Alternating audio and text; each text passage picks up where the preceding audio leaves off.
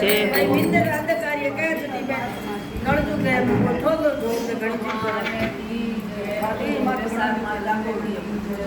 बोल कृष्ण कन्हैया लाल की जय हो। वैशाख माता की जय हो।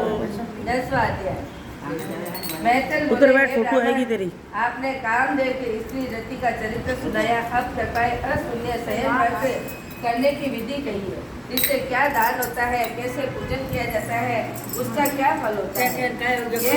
ये सुन शुद्धदेव कहने लगे कि हे राजन, इस विधान श्री हरि भगवान ने लक्ष्मी जी से कहा, ये सब मैं तुम्हें सुनाता हूँ, जो श्रावण और लक्ष्मीपति जगन्नाथ संपूर्ण पापों को नाश करके प्रसन्न हो जाते हैं। हे महिपते, सोने और चांदी के मनोहर मूर्ति बनवावे, पीताम्बर धारण करा, सुंदर वरमाला से सजावे, पुष्पों से सुगंधित द्रव्यों से पुरुषोत्तम मास का श्रवण और सुख विद्या को 4 मास में प्रतिदिन पूजन करें और ब्राह्मणों को सया दान करें, वस्त्र दान करें, ब्राह्मण से भोजन करावे, मार्गशीर्ष आदि मासों में पूर्ण रक्तवर्ण श्री हरि भगवान का रुक्मणी से ही ध्यान कर पूजन करें।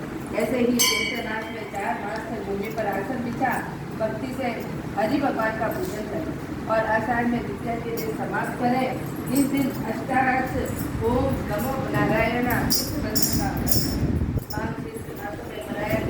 विष्णु गायत्री नारायण ईश्वर जिसमें मंत्र हवन करें और वो प्रति 4 प्रकार के भोजन करें। चैत्रादि मासों में सर्व शिक्षा और पुरुष शुक्ल मंत्र का हवन कर पंचामृत खीर व्रत पका हुआ मालपुआ भोग के लिए लक्ष्मी नारायण का स्नान करें। बीच में श्री कृष्ण का सोने चांदी के मनोहर मूर्ति रखकर भोग कर लगाओ।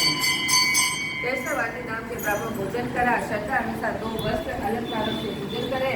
मालपुआ ब्राह्मणों के निमित्त 12वें दिन में फिर पूर्व कल्पित प्रतिमाओं को संपूर्ण अलंकारों से अशुभित और आचार्य को दें। सैया से संकल्प करें, ऊपर लक्ष्मी नारायण के विधि पूजन करें, कांसे का पात्र दें, ब्राह्मण को भोजन करावें, दान मंत्र और जनार्दन ऐसे आपकी सैया लक्ष्मी को शून्य है, वैसे ही है केशव आप सैया दान मेरी सैया अशून्य हो। इस प्रकार भगवान की पूजा कर भोजन करें। इस वर्ष के पुरुष सौभाग्यवती स्त्री अथा विधवा अशून्य शयन के निमित्त धारण करें। जो मनुष्य विष्णु धाम को जाने की इच्छा करता है उसको ये व्रत अवश्य करना चाहिए। इसके करने से जगन्नाथ भगवान प्रसन्न होते हैं, देव दुर्लभ कार्यों की सिद्धि होती है, अनेक प्रजाओं की वृद्धि होती है और जैसे ही बने ये व्रत अवश्य करें। ये वर्णन हो गया। अब तुझे ये क्या सुनने की इच्छा है ये बता।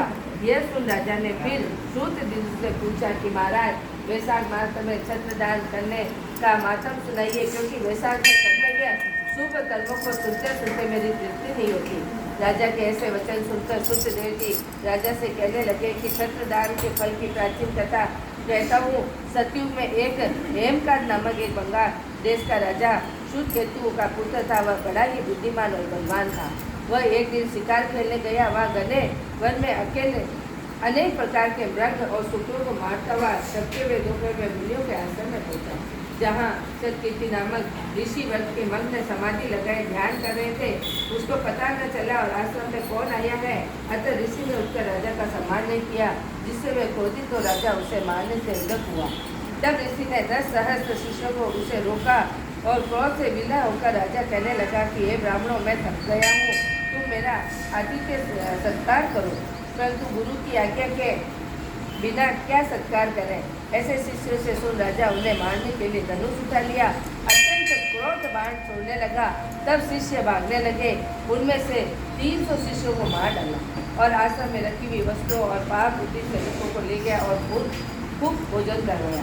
जब सायकाल के समय राजा सेना सहित पुरी में आया तो उसके पिता कुशकेतु ने इस दुष्ट व्यवहार को सुना तो बेटे की निंदा कर पुरी से बाहर निकाल दिया। तब हेमकांत व्याकुल हो गहन वन में चला गया। वहाँ उसे ब्राह्मणों की हत्या सताने लगी। वहाँ पर जीव जंतुओं को मारकर खाते हुए इधर उधर घूमते हुए 18 वर्ष बीत गए।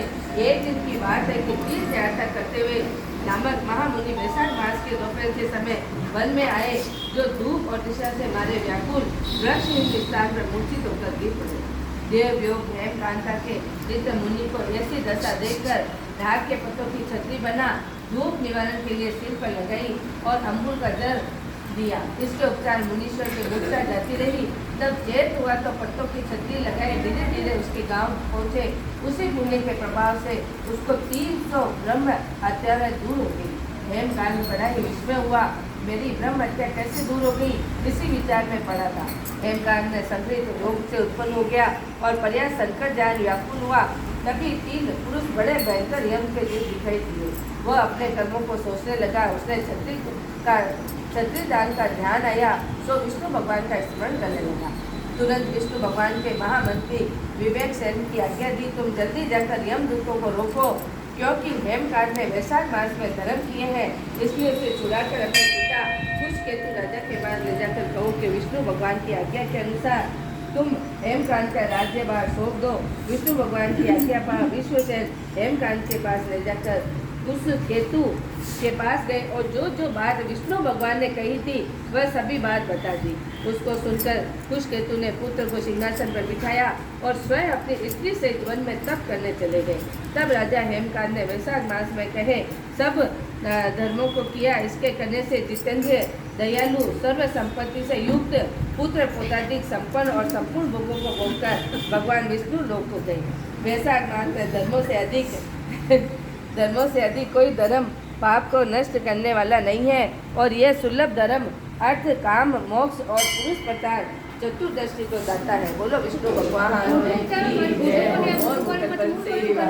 की जय हो।